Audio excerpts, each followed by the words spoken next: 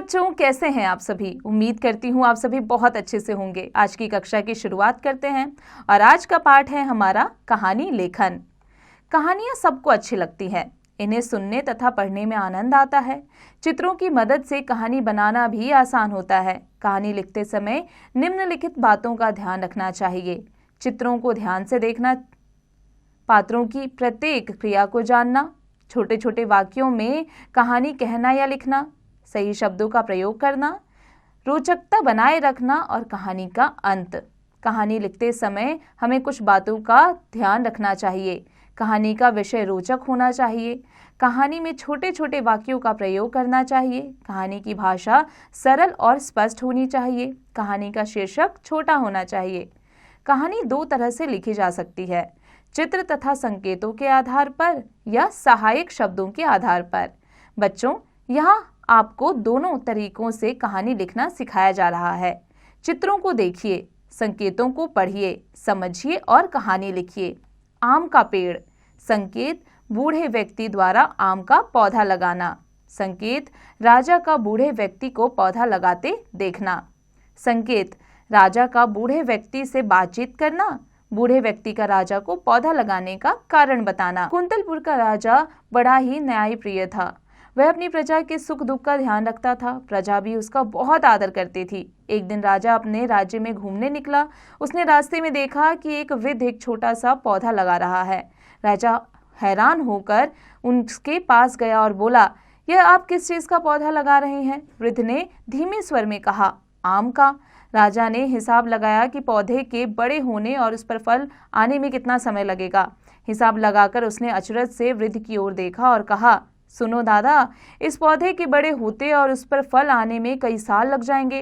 तब तक क्या तुम जीवित रहोगे? वृद्ध ने राजा की ओर देखा। राजा सोच रहा था कि वह वृद्ध ऐसा काम कर रहा है जिसका फल उसे नहीं मिलेगा।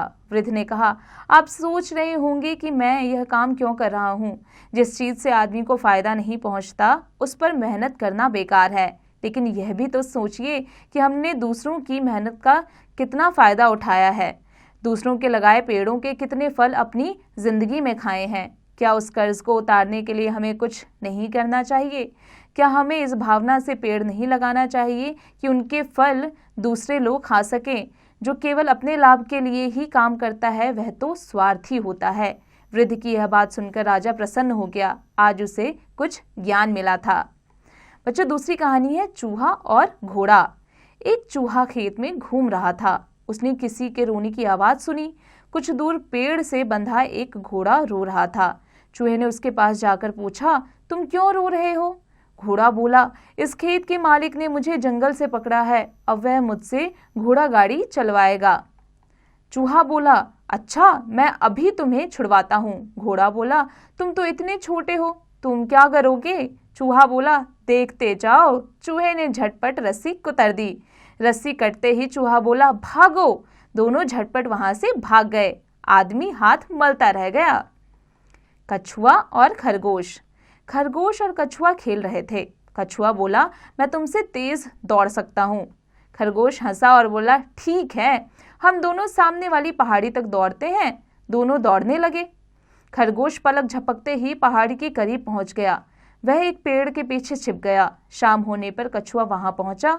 अब खरगोश बाहर आया। वह दौड़ते हुए कछुए के पास गया और बोला, अरे दोस्त, तुम तो सचमुच जीत गए। कछुआ मुस्काया। वह बोला, मित्र, तुम बहुत अच्छे हो। दोनों हंसे और गले मिले। अंगूर और लोमड़ी। लोमड़ी अंगूर के गुच्छों की तरफ देख रही थी। गुच्छे बहुत ऊपर थे। बेल के एक पेड़ पर चढ़ी हुई थी।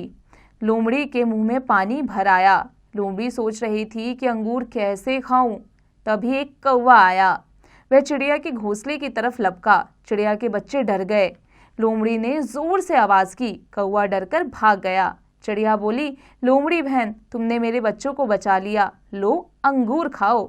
चिड़िया ने मीठे मीठे अंगूर गिराए। लोमड़ी ने भरपेट अंगूर खाए। दोनों खुश थी। बच्चों, अब आ जाते हैं इसके अभ्यास कार्य पर।